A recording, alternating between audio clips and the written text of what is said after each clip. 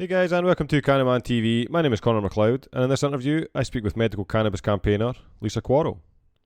In this interview, we discuss Lisa's recent appearance on the Montel Williams podcast and how she felt receiving Campaigner of the Year for her work regarding medicinal cannabis, difficulties receiving cannabinoid funding through the NHS, failings of Scotland's medical structure relating to cannabinoid medicine, what to do as a parent when your epileptic child is facing brain surgery, the recently established Scottish Working Group, and the importance of cannabis education. Make sure and like and subscribe, and join us on Patreon, where you can help to build a stronger cannabis media platform. Now then, let's talk cannabis. Thank you very much for joining me, Lisa.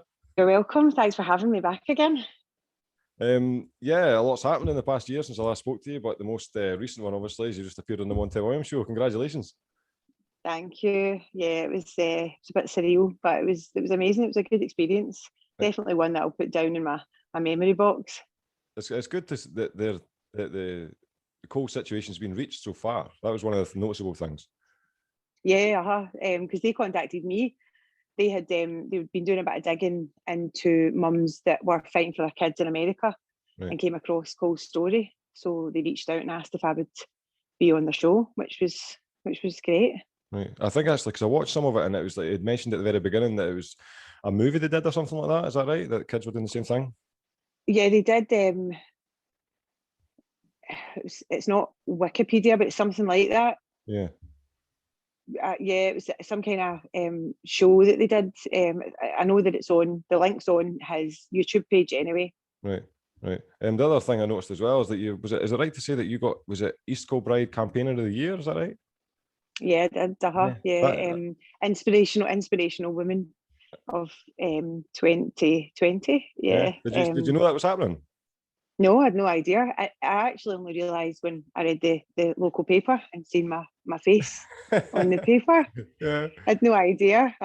Yeah, so inspirational women. So it was nice. It was really nice because I was up next to the Shadow Health Secretary, my local councillor who's running for MSP, and my MSP that's in East Kilbride just now for the SNP. So there was a lot of kind of big names in there. So it was nice. Yeah. Even though that's great steps forward in the past years regarding Cole's medicine, there's not very much. I mean, how is Cole? Is he getting on fine? Yeah, he's doing okay. We were actually at the hospital this morning getting his levels checked. He's been having a couple of breakthrough seizures since they changed his branding of the phenatone, the other medicine that he's on, which the NHS prescribe. And the crazy thing is that initially when Cole was prescribed phenatone, the brand he was given was epinephrine, and it didn't agree with him. And just by chance, it went out of stock, and they gave him an unlicensed brand called Dilantin, and it worked really well. And he was on that for almost a year, and he was seizure free, and he was really good. But then epinephrine came back in stock, which made the Dilantin brand unable to be prescribed, and that was last September. But initially I kind of fought it, and they said, look, give it a go. He should be fine. It's maybe just because he was first on it.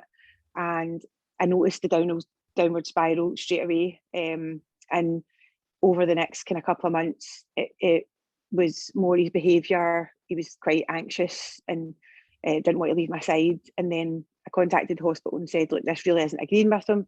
We tried to get it prescribed again, and it was refused. Until I had a meeting with the Chief Pharmaceutical Officer for Scotland, Alison Strath. It was actually a meeting about Brexit, right, and it was the tail end of December, because she was trying to help me sort out the Brexit situation with Coles Oil. And when I mentioned to her, it's not just as simple with Brexit as changing the strain of cannabis oil that they're on, because it can knock him off, and it doesn't mean that he's going to stabilise again or stabilise as quickly as he is. And I said to her, for example, they've changed the branding of his other medication, and we've noticed him now having a couple of breakthrough seizures. They're only lasting 5 seconds, and it's once every kind of week or every other week. It's nothing major, but it's still something, Yeah. And she'd said, oh no, that shouldn't have happened. And she organised it, and we got the Dilantin back. But Cole's now on 2 specials, both unlicensed in the UK. Only one's been prescribed and the other one isn't. Right. So both his medications are specials, and both have to be imported.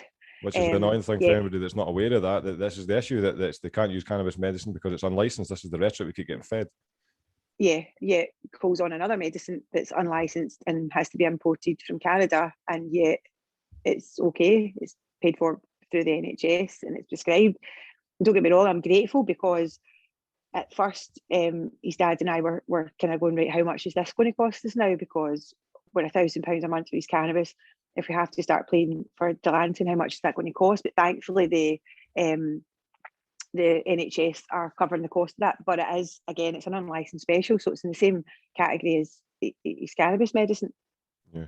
And this is the irritating thing, because it's like a year later and they're still dealing with that. And yet, what is it? Do you bring that up to these specialists? Like, this is almost hypocrisy that you're dealing with an unlicensed medicine, because you can't get a medicine which is obviously extremely efficient and licensed. Yeah. What is the response?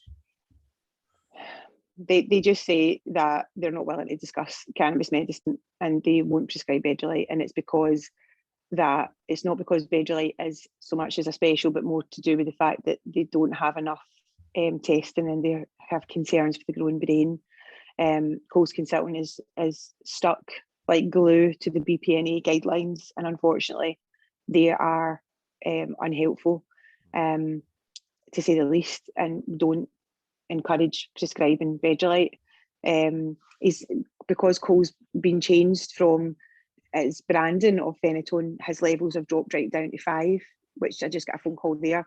So we now have to increase his phenatone, and the medical team are saying, oh well, that might show that, is it the phenatone or is it the Bedrolite that's helping him? And it's really frustrating, because to me it's not about what's doing what, it's about keeping Cole stable, and we shouldn't be playing about with things to try and prove points. Cole wouldn't be here if it hadn't been for Bedrolite, and I know that in my gut, like 110%. So I don't even get any arguments with them. I just kind of say, look, you have your opinion, I have mine, and my opinion is backed by scientific evidence. Theirs isn't. Like, they can say it's the phenatone all day long, but phenatone's a really terrible drug. It's one of the oldest drugs, and it's very toxic in your body. That's why they have to have your blood levels checked quite a lot, because as soon as it goes to 15 or over, it can be really toxic. And Cole's levels went up to 15.5 once, and he was taking really terrible migraines, and we had to drop it right down. So it's, they have their opinion and I have mine. Unfortunately, we're both on completely different pages, and there's no budging. This is the irritating thing as well, Lisa. It's like opinion-based, when the reality is it's not really opinion-based, it's evidence-based, and the evidence, as you've mentioned, Cole benefits through the Bedrolite predominant influence, essentially. That's, and then this is, I was looking on it earlier on, just prior to the interview, and that it's correct me if I'm wrong, Scottish Health Council, no, it's the Scottish Medical Medicine Consortium, is that right? Yeah, these are the regulatory bodies for the NHS in Scotland, is that right? Yeah. They also have SIGN. So in England and Wales, they have NICE, who do the guidelines for NHS.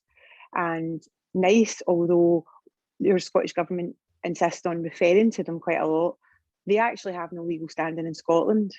We have our own body, which is SIGN, and they write the guidelines for Scotland. But unfortunately, SIGN haven't wrote guidelines for Scotland since 2013 on cannabis-based medicines.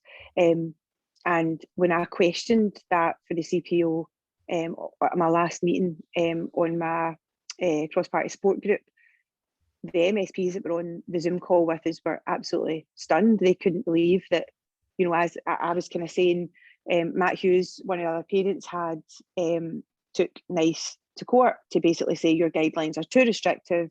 You didn't do the correct procedure when you were putting your guidelines together. They were unethical, they were illegal, and took them to task. I can't do that as a parent in Scotland, because legally NICE don't cover Scotland. We can refer to them and we can use them, but when it comes to me challenging them, I can't. So that's a massive look in Scotland that has to be fixed.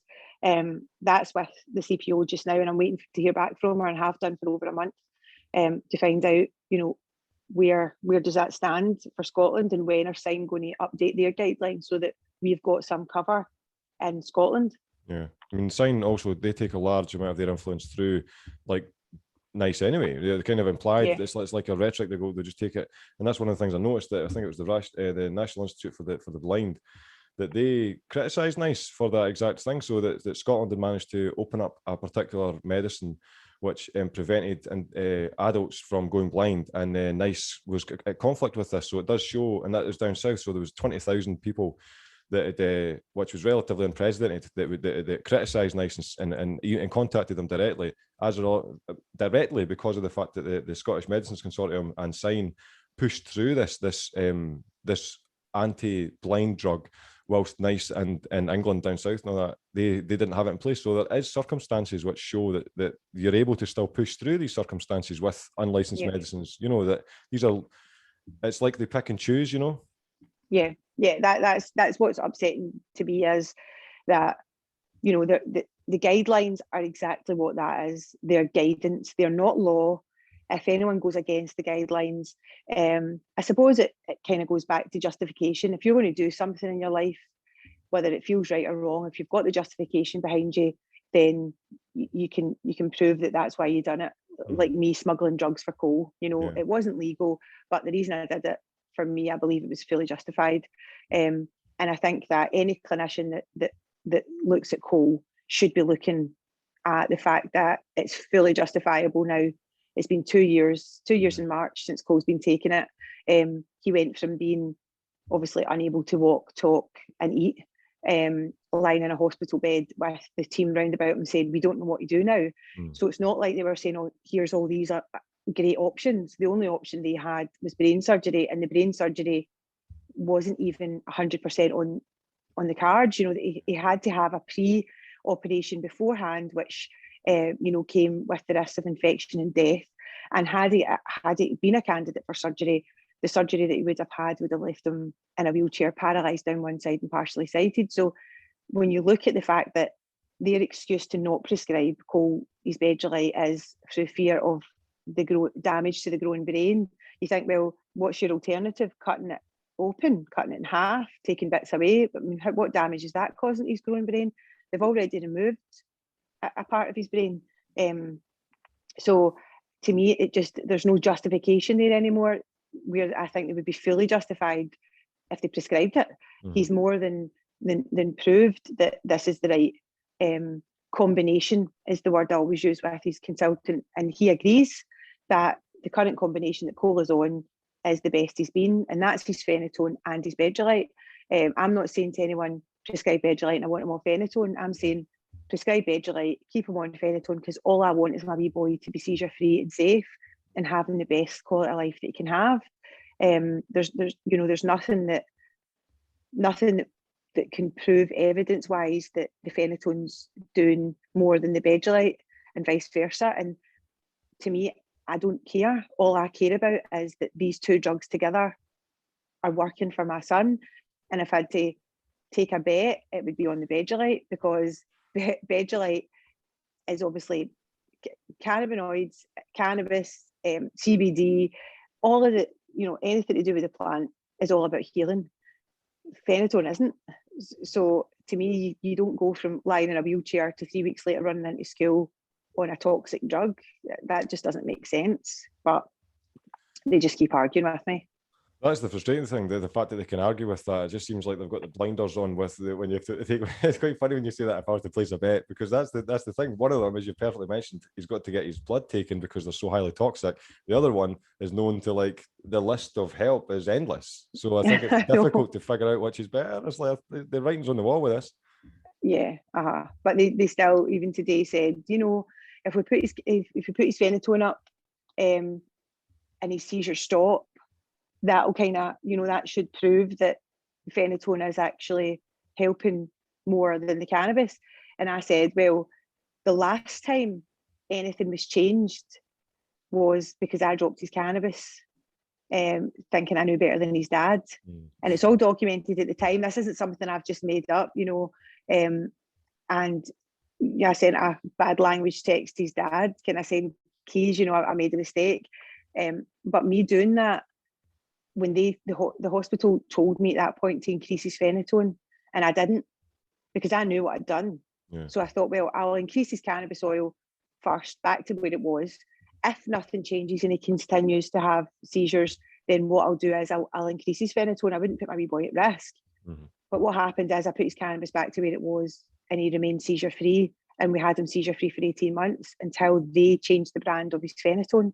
And now they've changed the brand of his phenytoin and it's knocked him off. They're coming back to me and saying, well, now if we fix it, it'll be down to the phenytoin that's fixed it, and it's like, come on. They've changed the branding, and I said that to them, as much as they're both, the Lantin and Epineutin are both phenytoin, but there are slight differences. If there wasn't, it would be the same on both, but it's not. And they are different. Yeah. There's slight difference in them. So to me, whatever level he's on in phenytoin in one brand could differentiate to another.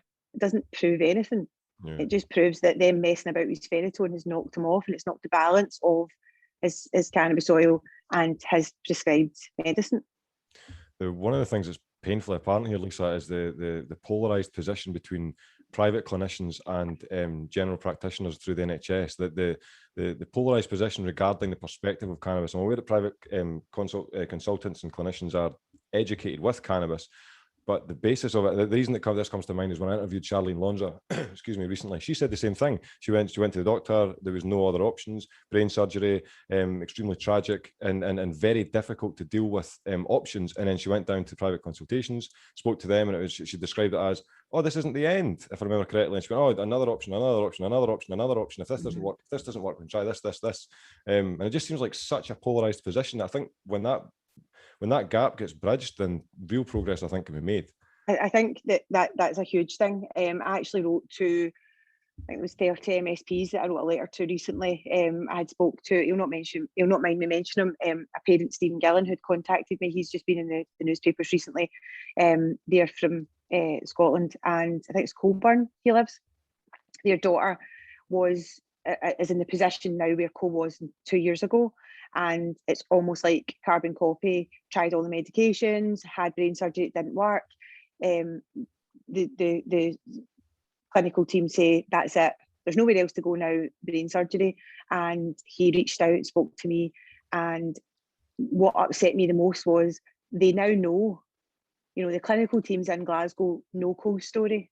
Mm-hmm. I'm sure they've heard his name mentioned 100 times with other parents going, but what about that wee boy Cole? But what about that wee boy Cole? Because the parents come to me and they go back to their clinicians, and are told, we can't discuss this with you. We can't discuss another case, and we won't discuss cannabis medicines other than Epidiolex.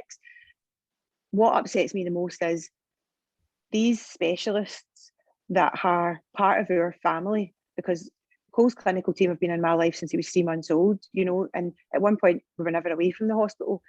We had a good relationship with them, and I still have quite a good relationship. But there is obviously an additional elephant in the room, if you like, because they wonder when I'm going to bring up the Bedrolite next, and I wonder if they're going to bring up brain surgery, and it's this kind of batting off each other. But for me, the most upsetting thing about after speaking to Stephen was 2 years I've been doing this, 2 years I've been campaigning, and still they will look at a child and dismiss cannabis and go for brain surgery. And when Stephen had asked, what about the cannabis oil? And it was like, we're not discussing that. And what to me is, I get that in the NHS, they don't prescribe it, so they're not allowed to enter into any chat. But my email to the MSPs was, you guys are in a position of power. Make it available that there's some kind of signposting. Make it available that there's knowledge. If the clinicians won't prescribe, and that's another battle that we're fighting daily, then at least put some kind of knowledge in place so that desperate parents, such as myself and others that are in that place where they think there's no other way to go, to know that there is actually other options. It's just that it's not an option that the NHS can offer. And I think that's what the big difference is. If you go to the NHS and they say, that's it now, it's brain surgery, all they're saying is that's all we can offer. Yeah. A big difference in that's all that's left on offer. It's like you said, there's a lot of different options out with the NHS that have open to our children, but the NHS aren't allowed to discuss this, and that's wrong. For any human being to know, in whatever position you're in, to know that there is an option of taking medicine rather than cutting a wee boy or a wee girl's head open and removing part of their brain and leaving them permanently in a wheelchair. To know that that is an option, but to be bound by guidelines, especially guidelines that are written by a self-appointed charity that I don't have any time for or respect for. I've made absolutely no secret of that. So I just don't, to me, first and foremost, the oath is supposed to be do no harm. Yeah. So I just don't understand why there's not a bridge between the private sector and the NHS, at least saying, look, we can't offer this at the moment. However, go to here and have a chat. I mean, this is children. This is your kids. It's really frustrating, Lisa, because a lot of people, this is so complicated, and I think many people, they have no idea, because what they're trying to look for is a narrow path of why this is not working, why this is not being applied. Yeah. And the reality is there is no narrow path. There's a step by step by step. There's nice regulations. There's a regional issue. There's a Scottish regional issue. Then there's a compartmentalised issue with staff who aren't willing to discuss or even discuss the medicine because they don't know anything about it. And a lot of the people I've noticed is that they don't want to talk about it because they have preconceived notions of what the plant is based in years of propaganda. So it's almost like a knee-jerk response. You hit your knee, your leg goes up. It's like somebody mentions cannabis and it's like a buzzword in their brain to say schizophrenia, a gateway drug and all these other, negative aspects which are completely unfounded. And it's frustrating for you because this is, again, you've mentioned it 2 years in. It's like, this isn't, it seems to me very difficult how they would be able to change the people on the ground, educated-wise, unless they were to do some mass rollout of a change of education about cannabis. Well, I know that the medical cannabis clinicians are attempting to do this, but I don't know if you want to mention it, but the working group, is that what you are trying to do? Are you trying to create a formation to try and just essentially a unified approach to changing the situation? Yeah, we've I've been in meetings with Plea, got a couple of the girls from Plea and Kayleigh, and we're just trying to, I've already got a cross-party support group set up in Holyrood. And for me, it was more about getting other voices at the table. That's not just a parent, but patients. And obviously Plea have that group. That for me, it has to be a Scottish group, just because we have our own issues with the fact that we've got the Scottish Medicines Consortium, we've got SIGN, we've got the NHS Scotland. And I tried going to Westminster and speaking to Matt Hancock and was sent up the road with a flea in my ear, told, away, speak to your own government, speak to your own NHS. And when they rolled out any kind of testing and when they started speaking to parents and asking for their opinions and stuff, I wasn't included because I was under NHS Scotland. So for me, the battle then became about Scotland. It didn't become about the UK. So the amount of people that say to me all the time, this is a UK government issue. This isn't. It is a UK government issue as well. But for me, it's a Scottish issue because I'm in Scotland. I'm under NHS Scotland. I've got the Scottish Medicines Consortium, SIGN. We've got everything that we need to have that drug prescribed tomorrow. If folks say, well, the Scottish government regularly say we can't force clinicians to prescribe. And I say, well, you can't force a clinician and no one would ask them to. However, they do have the power to look at the guidelines for Scotland and say they're not acceptable. And why don't you look at this? And they'll say, well, we can't look at coal as an individual basis because, one's not enough. And I say, well, there's loads of people that are on private prescriptions for cannabis-based products all over Scotland. Why have you not spoke to any of them? You've not looked at coal, for the whole 2 years he's been on it. So we're trying to bring the working group together just so that, more than one voice and more than one story has more weight because, as much as I've always really worked on my own, it's just to have more people at the table that are offering different aspects to what they've went through. I mean, it is good to have a private option, and I'm glad that there are private options there to get it, but I find it highly coincidental that there's been a space where private practices have been able to directly benefit at the exact same time as NHS have been extremely rigid and giving no real reason why they're rigid. It's really worked in the favour of these private corporations, these private industries. It's like uncannily worked in their favour, quite honestly. I think I was asked quite a lot when the Sapphire Clinic announced that it was opening, what my opinion was and what that meant for me and Cole, because again, so many people still don't understand. And I was saying, it doesn't change anything for Cole and I, because I already have a private prescription. I already have his drugs imported legally into the UK, into my local town. My problem is that it needs to be through the NHS, or there needs to be funding put in place for everybody that's paying for a private prescription until such times as the NHS and the Scottish Government catch up with what we already know. They've been promising trials, tests, everything for the last 5-6 years, and they've done nothing about it. Recently, COVID get the blame. People were campaigning prior to 2018. There was no coronavirus then.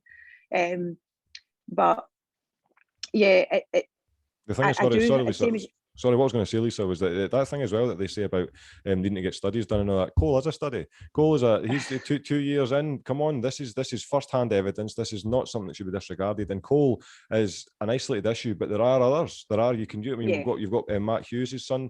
You've got Karen Gray. You've got numerous people who show that this situation is present, and yet it's disregarded. It's not even talked about. It's not even an option. No. Yet this is the exact direction that Project 21 is going down, to collect their data. It's frustrating, and all the Sapphire Clinic has given is a clear route, legal clear route for parents and patients, but for me especially parents, because obviously the route that I had to go down to get access to medicine for Cole was extreme, and there's a lot more parents that had to go down that route than people know about. And as I said on the Montel Williams podcast, was as a parent, it's different because you've got your child who's the most precious person in the world to you, and you know that this is the last chance. You don't go to these extremes by smuggling drugs and going against your medical team unless there is nothing else for you to do. And when you go to that extreme and you finally get it, you then have the additional worry of if this goes wrong, or if he gets sick, but it's nothing to do with the cannabis. He just happens to get sick, or his seizures get worse. Just for you then have to explain yourself, and you have to go through the risk of having your kids taken off you. I mean, you're looking at jail time. You're giving a minor a drug that's not been prescribed in the UK, and it's terrifying. But the Sapphire Clinic is a great idea for that reason, but what upsets me is we're still having to pay for it. And I've had probably over 10 parents now contact me just in the last couple of weeks saying, I really want to do this, but I'm scared that once I start it, I can't continue to pay for it. Do you know how much it costs? What dose are they likely to start on? Obviously, I don't know any of that because I've never dealt with the Sapphire Clinic. So I just have to say to them, go have a consultation, speak to them, explain your concerns, see what they say. But for me, for Cole's journey, he started in a really low dose and gradually got up to, even just now he's been on it 2 years and he only takes 1 mil twice a day. He's only a tiny amount. So, but again, it's still £1,000 a month. And there's parents that hear this, hear 1,000, 2, 3, whatever kids are on, whatever's in the papers, and they're terrified because they think, that's okay if I start that, but how will I pay for it? And then the fact that there's kids that are suffering because their parents are at that decision where it's like, well, we know what's going to fix them. There's a chance this can help, but we can't afford it, is wrong. And it's dangerous because it sends folk to the wrong place and the wrong people. And that is wrong. It does seem kind of relatively unethical if they even still funded it through the NHS, because it's still money going straight into a private sector when the NHS should have this medicine readily available on their own behalf, Yeah. Which doesn't seem to even be... things like, the NHS have a charity that if somebody dies in hospital, the family want to leave, say, Ward 4, a lump of money, it gets put in a pot, and that money is used to pay for things that are not available in the NHS, but people need. Right. Now, I applied to that for Cole and was told no, because it's available in the NHS. It hasn't been prescribed since it was told it can be prescribed. Because it is available to be prescribed, they won't cover it with the charity arm of the NHS, because what they're saying is, it's available. But if the clinician, if the NHS, if the clinician wanted to prescribe it, he could. He just doesn't want to. So we're not giving you the money to pay for something that your clinician doesn't want to prescribe. There's a difference in something that's unavailable or that's refused to be prescribed. And I completely get what they're talking about, but it's a catch-22 because it's not that he doesn't want to prescribe it. Cole's consultant can't prescribe it because of the guidelines. He's duty bound by them, and he cannot prescribe it. And it's so frustrating because and then I go to Jean Freeman and say, well, can you put a pot available for Cole and all the other kids that are having private prescriptions? There's not that many. Wouldn't cost them that amount of money. They were throwing money at the hospitality section. They were throwing money during COVID to all sorts of businesses. These are kids' lives. And I was told no, because I chose to go private. It would be misuse of NHS funds if they used the NHS money to pay for Cole's prescription. They've got you everywhere. Hang your head off a brick wall. The thing that also seems apparent is that if they did more patient-centred care, it would certainly push it forward slightly. I know the guidelines wouldn't make a difference and it wouldn't help that way kind of thing, but patient-centred care would certainly make it more personal, Yeah, it should be about, I'm Cole's mum, I'm with him 24/7. I should have an opinion on what Cole gets as medicine, and I'm not even listened to when it comes to this. And as much as you're kind of led to believe that you are a factor in their care and that the hospital listen to you when it comes down to it, and there's something they don't agree with, you're not listened to. You're kind of told, forget it, like we're not even willing to discuss that with you. So I wrote an email to Nicola Sturgeon today, just asking her to help Cole, and that if she wasn't going to help Cole, for her to write to me personally, because I've been asking for her to contact me, and I've been asking for her to get me 5 minutes of her time, or reply direct to me by email for over 2.5 years, and I've never had a response from the First Minister. The only response I've had is from Jean Freeman. Even when I wrote to Nicola Sturgeon saying there's no relationship between me and Jean Freeman, it is completely broke down. It's more of a hatred between the two of us, and I don't want to deal with her anymore. She was, rude to my son. She was rude to me, and I don't want to deal with her. So I want to deal with you. And she gave the email to Jean Freeman, and Jean Freeman replied to my email. So I wrote to her again today saying, I want you to reply to me personally. If you're not going to help Cole, I want to hear you say the words, or I want you to write the words to me in an email to say that you won't and why not. Because so many people come back and say, if Nicola Sturgeon knew about this, she would help you. If Nicola Sturgeon had 5 minutes with you, she would help you. If that's true, then good, bring it on. But I've done all I can. I can't go and chap her door. Especially not with restrictions. Maybe after restrictions right enough, but just not now. As long as you've got a mask and gloves, I'm sure you'll be fine. Our constituency's literally 15 minutes down the road from where I stay, so It might be after April I'll go campaigning and hope I might bump into her. To be honest, Take Cole with me. I really hope that this is going to be a transitional year. I really hope that there's going to be a brick wall that falls down, not only with medical, but also just with how people perceive recreational. And there seems to be a chasm that's easily filled by cannabis. That's what's going on here. COVID has decimated everything, and the medical sector is just, this has been a tired rhetoric that you've been dealing with, that the numerous people have been dealing with. And I really hope that, what stage is the working group at? Are you actually looking for forward movement this year? Yeah, we're going to have our first meeting in the next couple of weeks. We've obviously had Zoom calls and we've had kind of pre-meetings, but we've not had a meeting with all the members and the MSPs and stuff. So we just need to kind of pull it all together and then take it forward. So yeah, we're just doing the kind of background work just now. So it should be up and running properly in the next couple of weeks, and then we can push forward.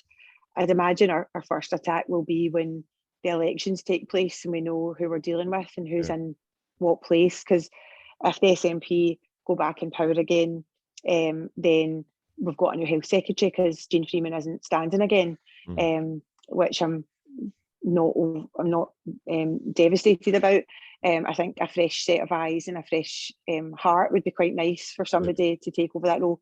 But who it's going to be, I don't know, and I don't know if they're going to be any better than Jean Freeman was. I just know that there won't be as much bad blood with the health minister, and I don't apologise for it, because for me, and I keep saying this to folk, this isn't political, this is personal. I don't care who's in power, I don't care who's sitting in that seat. I've got a wee boy that I'm fighting for, and I'll fight until I'm not there to make friends. I'm there to get what I need for my wee boy. So but it would be quite nice if there was a kind of fresh set of people looking over not just Cole, but all the other kids and all the other patients. I know that I was asked what was the kind of outlook on cannabis in Scotland, and I still think it's a dirty word. I think that there's so many people that still shy away from even the picture of a cannabis leaf. If there's like folk have been putting logos together for certain groups or campaign or whatever, and they say, oh, do you think that's too much because it's got a cannabis leaf on it? And it's like, wow, that's really what we're worrying about. But it's a perception. People just, I always say this, they don't understand until they need to understand. And it's probably the same with everything in life. Unless you need it, you don't know about it. There are certain people that have even a apprehension towards CBD. They don't. It's like, again, it just comes back to that thing. They're conditioned. We've been dealing with a large scale propaganda conditioning on a global scale, essentially, and it's going to take a long time to undo that. And I do think that what you've done, Lisa, with being extremely vocal, constantly putting it in people's faces, unfortunately, because you've had to do it because of Cole's situation, that's the tragedy, but you have contributed in a positive way. And like you just mentioned perfectly, the gentleman that contacted you and numerous others, they wouldn't have been in the position without your courage at the beginning. And this is, I mean, again, Charlene mentioned that it takes courage. It really does take courage to go against the doctors because they're the ones that are trained to be in this position and they're supposed to be informed. Yeah. The amount of parents that say that exact thing to me, that's the biggest thing for them, is they know in their gut, but they're terrified to mention it to the medical team because they've got great respect. They've been part of their life for so long. What will the doctors or the nurses think of them if they dare mention cannabis? And for me, it's one of the parents, actually, I said to them, see if you're not comfortable having that conversation to their face, send them an email. Put everything that you want to tell them down in an email and send it to them, and then have a face-to-face discussion, because then the words are out, and it's quite emotional because you're dealing with your sick baby. Usually if you're at that stage, you're not sleeping, you're at your wit's end. So when you try to have such a serious conversation with people that completely dismiss you the minute you open your mouth. I mean, I was told, stop my nonsense. This is internet propaganda, stop your nonsense. And it's so dismissive and it's hurtful and it gets your back up and it starts you getting upset. Where if you're clear in an email, and then you can then go to them and say, right, I've told you everything that I want to do. This is my decision. It's written down. I'm going to go to this private clinic to just to see what else my options are, because you're telling me my only option is brain surgery. I've decided before I sign that bit of paper and, put my child in a wheelchair, I'm just going to have a wee look at this private clinic and see what it has to offer. Any good medical team should not be looking down their nose at you. They should be going, okay, if that's what you're comfortable with, then, it's your child, you're right. Obviously, it's maybe a wee bit easier now. I don't know if that's the right word, because I don't know that it ever becomes easy having that conversation with your clinical team, because you're basically going against them. And a lot of these people have never been challenged in their life. They know the best, and you just go along with it. So when you then challenge them, it's not nice, and you can, the atmosphere changes. But at least now there's a legal route. You're not saying, oh, I'm going to go jump over to Holland and get some cannabis for my wee boy and kind of like it or lump it. There's now a clear legal route where you can actually go and have a conversation with private medical doctors. I just wish, like we said before, there was they discussed it. That it would be great if Cole's medical team at Glasgow spoke to Cole's private consultant, because they've never had a conversation, never. And it would be nice if the two people looking after Cole's medical care actually communicated and worked together, but they don't. That's insane when you think about it that way. These two, that's insane, Lisa. The fact that they don't even communicate whatsoever, not even passing an email. Nothing. They've not had a conversation. The only Cole's GP was willing to prescribe through the shared care agreement. Last year, he tried to prescribe. It was, in fact, it was the year before. It was when the guidelines get changed, November 2019. It was actually 11th of November because it's my oldest son's birthday, and the guidelines get changed, and the shared care agreement was in the guidelines, and it didn't mention that the prescribing clinician had to be an NHS clinician, which is not mentioned because the NICE guidelines only apply to the NHS team. So the private clinicians weren't mentioned because it doesn't apply to them. So when Cole's GP had read that, he had contacted me and said, look, I might be able to do something here. Let's look at this. And I was all excited. We were actually going to Disneyland Paris like a couple of days later. So I was down there filling out forms and giving my full permission for them to push through. Cole's consultant that prescribes privately had agreed that, yes, they would oversee any changes in Cole's Bedrolite if his dose went up and they had to prescribe more bottles. But the GP would prescribe through the shared care agreement. And I thought, finally, for it to come back and say, sorry, he can't, because the initial prescribing consultant has to be an NHS consultant before they're able to do that. So Cole's GP has spoke to Cole's private consultant, but his NHS consultant and private consultant have never ever had a conversation or discussed Cole's care as a whole. It's just two separate parts. So what is your next steps? Are there any just persistent just keep pushing kind of thing? Is that all you can do? Yeah, keep getting the Scottish group up and running, and working with the girls. It's nice having other people round about, and then I've been trying to get in contact with the Sapphire Clinic so that I can get some kind of clear route if parents contact me, who I'm telling them to contact, to find out if there is a kind of basic price list for parents, just so I can say, well, a consultation is £150, because I don't know, and hoping that the MSPs will take on board the fact that I've said there should be some kind of signposting put in place for the NHS to private, whatever that looks like. I just think that if they're not interested in speaking about it, that's up to them, but they have to put a kid's life first. And if that's them choosing to be ignorant, they don't get to do that. They can't be in that position and choose to just ignore something that could potentially save a kid's life. So it's kind of pushing that forward, as well as banging down every door to try and get Cole what he needs.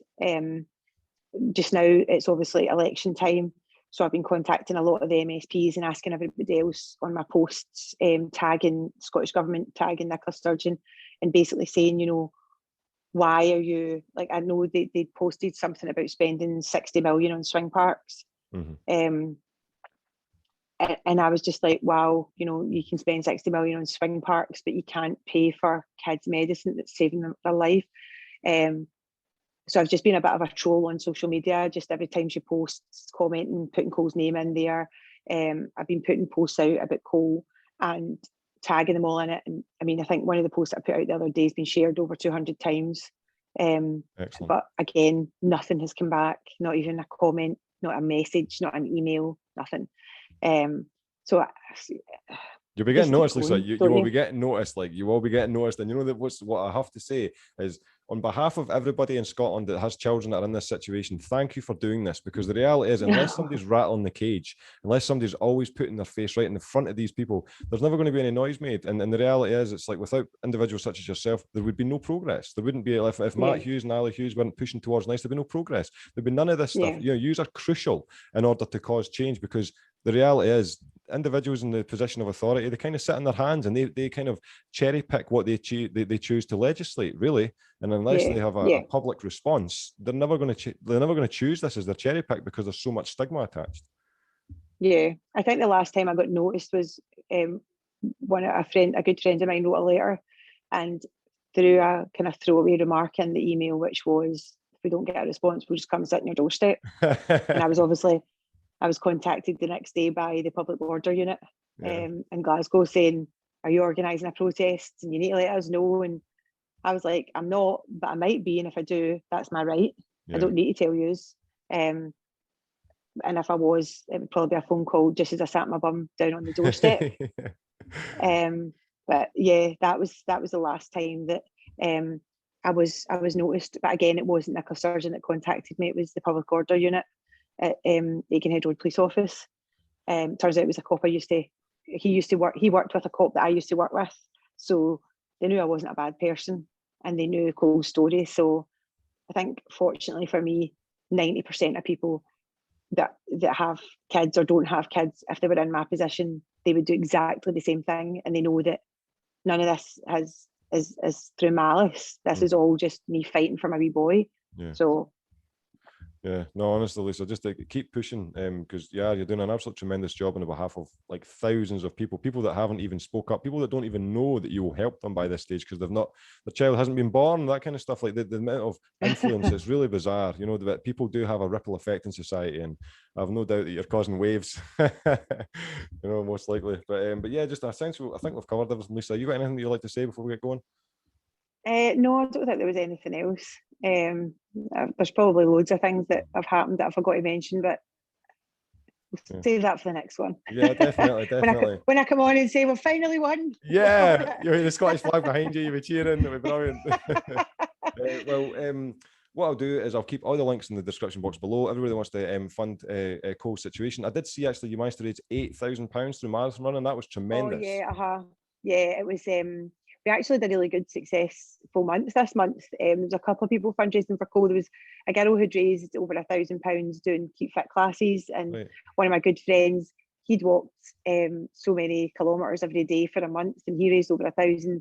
And then this month, obviously, we had the Magnificent Seven, as I call them, 7 folk from the local gym who ran a marathon around East Kilbride. One of the girls is a good friend of mine, and it was her first ever marathon. In fact, I think it was a few of their first ever marathon. So it was quite an emotional day. But yeah, their initial target, I think, was 3, and then they moved it to 5. But I think it's sitting at over 8,000 now. It's like 8,250 the last I checked, which is phenomenal. So that means that Cole's set up now financially for the next almost year, which is great. It takes a bit of heat off, but again, I need to keep fundraising because you never know when his medicine's going to go up, and it's going to cost even more.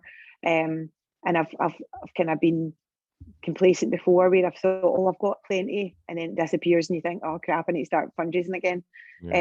But yeah, that's took a huge weight off of my mind, and it lets me focus on harassing politicians and the NHS and everybody else that can actually make a change, because at the end of the day, that's what we want. And we've already given them 2 different options. We're not saying you must legalise this and you must prescribe this through NHS, as much as that would be phenomenal. I've also said to them, we'll see if you can't, because you're waiting on these trials that are never going to work anyway. Then at least put a pot in place, at least put money in place for kids. There shouldn't be a 2-tier system in Scotland, and there is. And we've now got a place where people who can afford to pay thousands of pounds a month get the opportunity to use this phenomenal, life-changing, sometimes life-saving medicine. And then the people who can't are worrying about either not using it and having to take the other option of brain surgery, or they're having to fundraise, or like one person said, sell their house and move in with their parents. I mean, that we've now got a 2-tier system, whether we like it or not, and it's disgusting. And I think that just before we go, I think that thing you mentioned before about that you put a post up that they'd claimed to put in 60 million towards swing parks, and because swing parks are predominant, well, let's be honest, it's only children that goes there. This is ridiculous. That's almost a satirical jib. That's what that's like. Yeah, we'll pay 60 million for a swing park for kids to play in. We'll make sure that there's disabled access for all the kids as well, but we'll not help the children who are fighting fit because they're on cannabis medicine because they don't want to go for brain surgery that will put them in a wheelchair. It's insane. Fingers crossed the next time I'm talking to you, Lisa, we'll have a lot more positive content to discuss, because it's been a year since the last time I spoke to you, and it's been very slow movement. I mean, what it seems apparent, what's the most apparent thing that's noticeable is the community. Community is getting stronger. You know, I mean, that's more funds that are getting collected through Coles funding. I mean, you see it through the wider, through the whole of Scotland in particular. There is a community shift. There's people becoming more, and I think CBD's helped, but I also think a lot of publication through yourself and others, there is a community building, and I think as long as we keep keep fertilizing that community, keep pushing it forward, keep educating, then we will eventually get right in their face. They'll have to change it. They'll have to. Yeah. I hope so. I really hope so. I thought we would have had more movement by now. The only hope is that now we're coming out of the restrictions and we're going to have an updated government. Then hopefully they'll switch on and they'll have more time to focus on helping the kids rather than funding businesses. Well, I'll keep my fingers crossed, Lisa. Thank you very much for coming on the channel again. It's been brilliant. Yeah, it was great talking to you. Thanks to Lisa for giving me her time, and thanks to you for sticking around until the end of the video. I sincerely hope you enjoyed the content. I'll see you next time.